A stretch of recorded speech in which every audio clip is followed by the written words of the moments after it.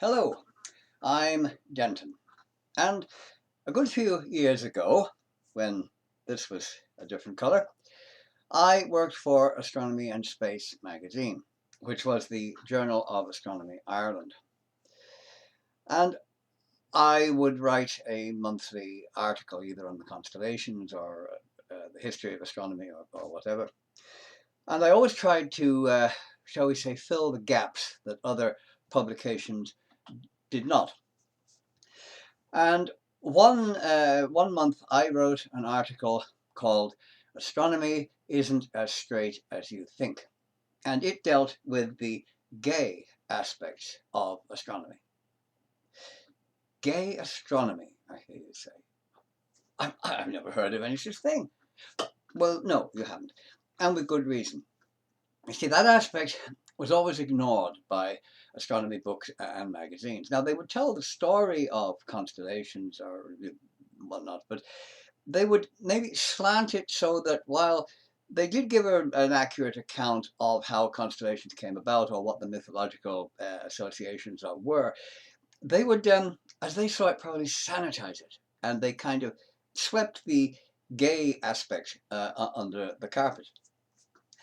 And when the article was published, which was, I think, in 1998, if I recall correctly, it was to coincide with Gay Pride Week in Dublin. It was the first article of that kind in any astronomy magazine in the world, as far as we knew. And it received quite a lot of attention. In fact, I even got a very nice comment on it from no less than Sir Ian McKellen. I mean, Gandalf liked it. Well, it had to be good. Anyway, so this is pretty much how that article went. See, astronomy isn't as straight as you think, at least in its mythological and historical connections. In Greek mythology, there were 9 minor goddesses called muses, and one of those, Urania, was the muse of astronomy. Her name later being used to refer to anything whatsoever connected with astronomy. For example, Johann Bayer's star catalogue of 1603 was entitled the Uranometria, or Johannes Havelka's Uranographia in 1690. And the great 16th century Danish astronomer Tycho Brahe called his observatory the Uraniborg. But, you see, Urania had another role, for she was also the protector of homosexual love. Now, of the concept of homosexual love, that is. The modern word homosexual wasn't used until 1869. It would have meant absolutely nothing to an ancient Greek. They wouldn't have known what you were talking about. And during the 19th century, the word Uranian was widely used to describe homosexuals, giving us a connection with the muse of astronomy. Jupiter, the largest planet in our solar system, is surrounded by a considerable number of moons, the 4 largest of which, Io, Europa, Ganymede and Callisto, were discovered in 1610 by Galileo, using the then newly invented telescope, which, of course, he himself did not invent, though he's often credited with it. It was actually Hans Lippershey who did that. And they are known as the Galilean moons, easily visible with any binoculars. The planet-sized Ganymede being the largest of the quartet. Now, Ganymede. In Greek mythology, the bisexual king of the gods, Zeus, and yes, he was bisexual, fell in love with Ganymedes, a young man of great physical beauty, being a Phrygian shepherd boy in some versions of the tale, and a prince, the son of King Tros of Phrygia in others. Doesn't make any difference, take your pick. As it happened, Zeus was in need of a cupbearer at the time, since the former holder of that job, Hebe, had tripped and fallen while performing her duties.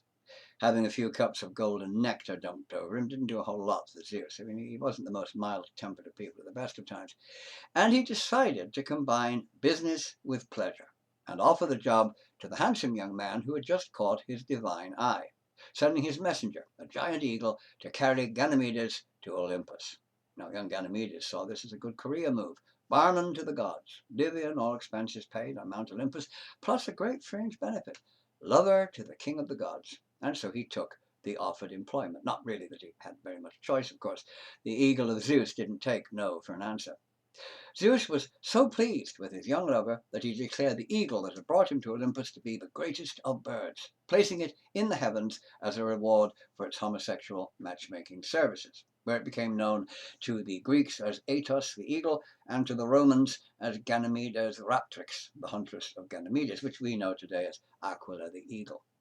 So all this gives us a gay moon, and since Jupiter is the Roman name for Zeus, we also have a bisexual planet, with the king of the gods, mighty Jupiter, still attended by his lover, now called Ganymede, as they travel around the solar system together. How romantic.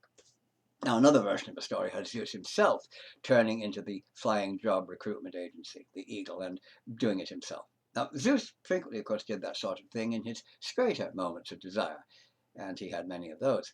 The constellations of Cygnus and Taurus representing two of these escapades and giving us a couple of bisexual star groups in the process.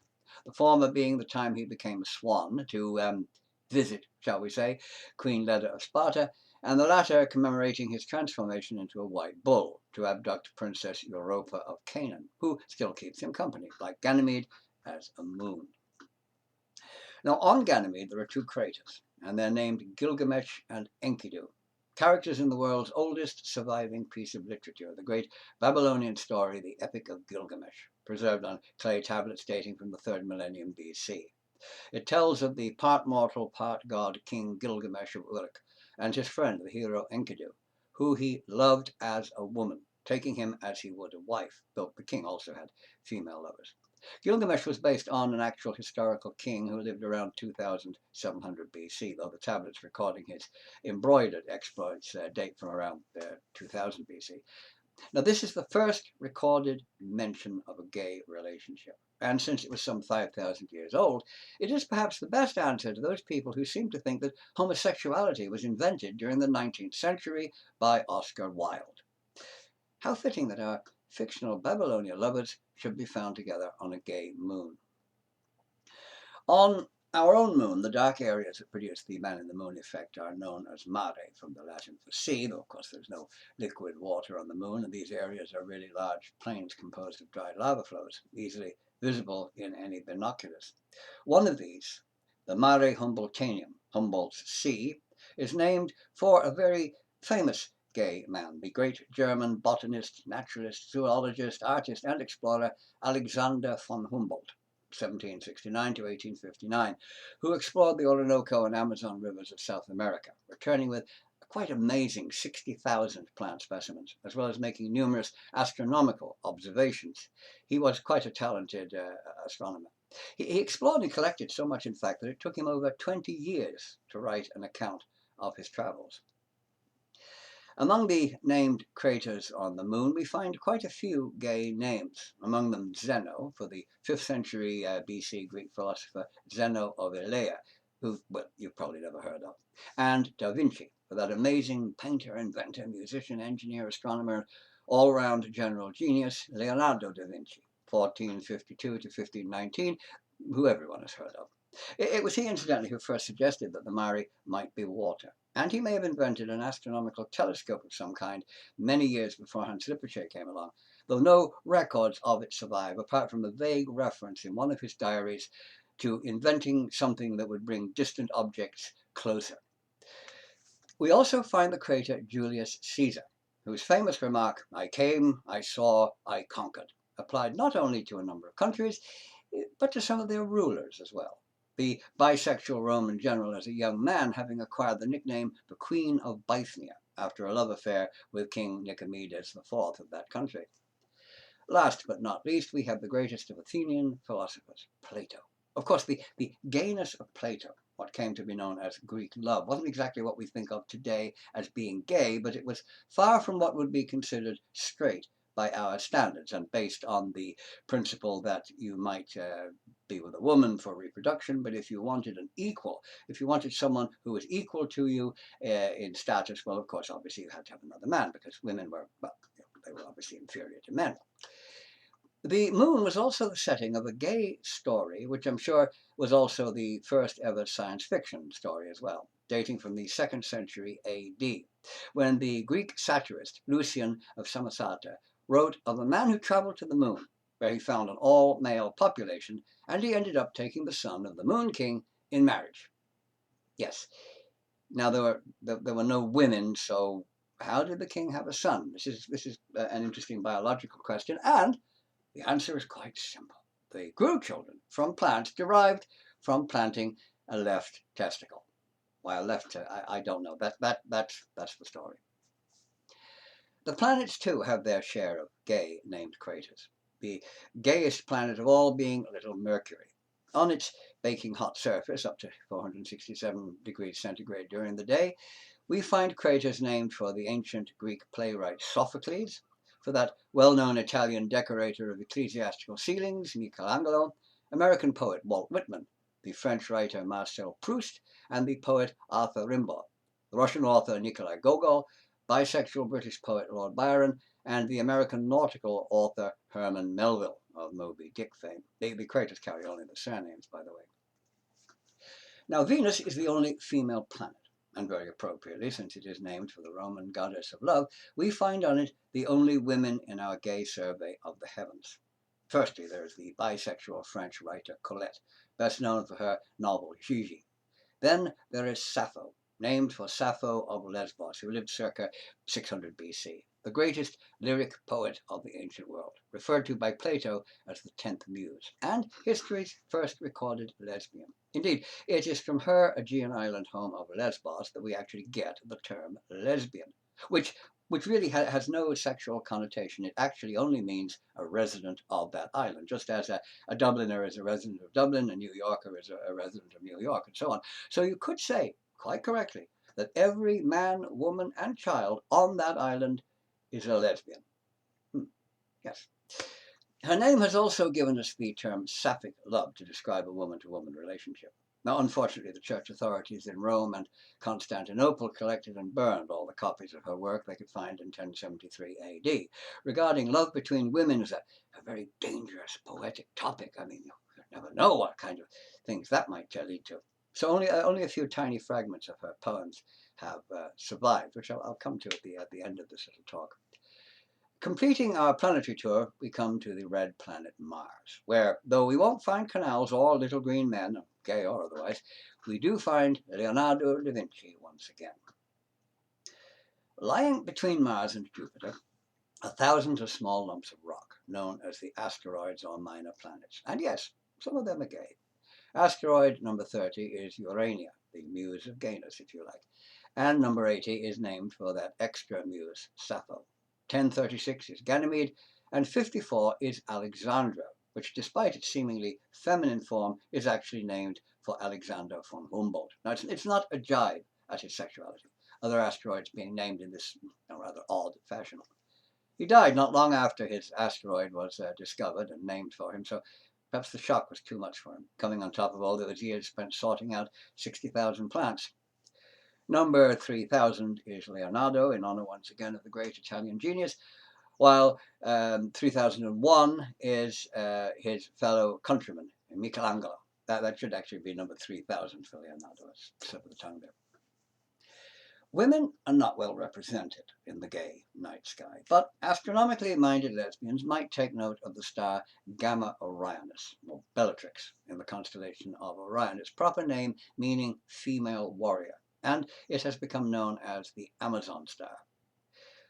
The Amazons, that mythical race of warrior women who supposedly fought in the Trojan War, and recent discoveries of armored women buried in that region do seem to support that they did actually exist, whatever about the Trojan War. They were armed with a double-bladed battle axe known as a labrys. And this has become a modern lesbian emblem, worn, for example, as an earring or a pendant, and I've seen one used as a car sticker. But the labrys was also the symbol of the Greek goddess of the harvest, Demeter, and lesbian sex played a considerable part in her rituals. So there is a gay female connection with the constellation of Virgo, which represents Demeter, the goddess depicted in the sky holding an ear of wheat in her hand.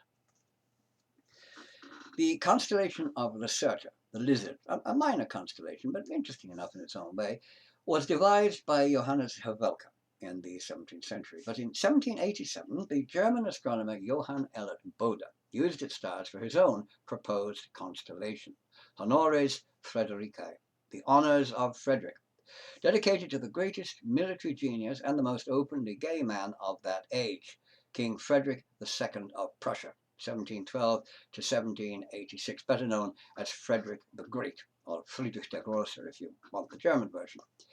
As a young man, Prince Frederick was regularly beaten by his father, King Friedrich Wilhelm I, and forced to watch his lover executed, all in an attempt to cure his homosexuality. Well, the treatment failed. And as king, just as gay as ever, he took Prussia from an unimportant little country to the greatest military power on the continent, introduced many reforms, abolished torture, and brought in religious toleration, as well as encouraging the arts, though he tolerated no opposition to his authority while he did it. Herr Bode wasn't attempting to gain royal favours, by the way, when he dedicated his constellation to Frederick, since the king was really in no position to grant any, happening to be dead at the time. Constellation didn't catch on, however, and the humble little lizard replaced the great gay king to take its place once again in the heavens. Though representing that pair from Greek mythology, Castor and Polydeuces, or Pollux, the constellation of Gemini has also been seen as the biblical pair of, well, shall we say, more than just good friends, David and Jonathan. From Roman times, some of the stars that would later become Scutum, along with a number from Aquila, formed the constellation of Antinous. That was devised in the 2nd century AD and dedicated to the handsome young man who was the lover of the gay Roman emperor, Caesar Tyrannus Hadrianus Augustus, better known to history as Hadrian, of Scottish wall building fame. A genuinely caring and compassionate ruler who tried to improve the living standards of his subjects and cared for the welfare of his soldiers. He seems to have been a very decent man, a rare thing among Roman emperors. Well, Hadrian was touring the then Roman province of Egypta with Antinous, when a fortune teller told them that one of the two would soon die. Hoping to save his beloved emperor by making the prophecy come true on the spot, Antinous, with rather more loving devotion than common sense, promptly threw himself straight into the Nile. The devastated Hadrian mourned for his lover for the rest of his life, surrounding himself with statues of the young man. Like his villa is full of them. There's statues of Antinous everywhere. But initially he named a city on the Nile in his honor, Antinopolis, declared Antinous a god, and ordered that his image be depicted among the stars. The real-life relationship between Hadrian and Antinous had already been compared with the mythological one between Zeus and Ganymedes. The emperor was, of course, also considered to be a god. And for that reason, Antinous was placed in the sky below Ganymedes' raptrix, carried by the eagle across the sky to Hadrian, just as it had borne Ganymedes to Zeus on Mount Olympus. I mean, the mythological symbolism was perfect. Mighty god and beautiful young lover. Some star maps continued to show Antinous until late in the 18th century, after which time it was universally dropped. The constellation of Aquarius represents our old friend Ganymedes once again, depicted in the sky pouring liquid from a jar. Though the nature of the jar's contents, well, that depends on the version you choose. One has him pouring water for the benefit of the drought-stricken peoples of the earth, but for those who prefer a somewhat stronger brew, he is also seen in his role as bartender of Mount Olympus, pouring not water, but golden nectar and wine for the gods in general and his lover Zeus in particular. This makes Aquarius the only constellation that still actually represents a gay person, though, as we have seen, others have done so in the past. Returning now to Earth, we take a look at a gay astronomer, slightly interrupted by messages coming in on the computer. Now, well, yes, a gay astronomer, Dr. Franklin E. Kameny. In 1959, Dr. Kameny, a Harvard-trained astronomer and World War II combat veteran, was fired from his job as an observational astronomer for the United States government, working with the Army Mapping Service, simply because he was gay. He then devoted his life to fighting for gay rights, believing that what he, or a straight person did for that matter, in their own bedroom was nobody else's business. He organized the first gay pickets on the White House and other government buildings, formed the Washington, D.C. chapter of the Mattachine Society, which was one of the first gay rights groups, and he led the initial legal battles against the ban on gays serving in the U.S. Armed Forces. At the time I wrote the article, he was age 78, and he was still continuing to fight for gay rights. Some of the best gay emblems, some of the most well-known ones, are also connected with astronomy. For example, that for a gay man is simply the astronomical symbol for Mars, doubled and overlapped, while the lesbian emblem is the overlapping double Venus symbol. The 11th letter of the Greek alphabet, lambda, is used to denote the 11th brightest sky in a constellation from a system devised by Johann Bayer in 1603. But it is also a very common gay emblem, first used in 1969 by the Gay Activists Alliance in New York. Perhaps we should leave the last words to Sappho of Lesbos, who, obviously alone in her bedroom some 2,600 years ago, made some astronomical observations, putting them into a poem, a fragment of which managed to survive the attentions of the medieval church.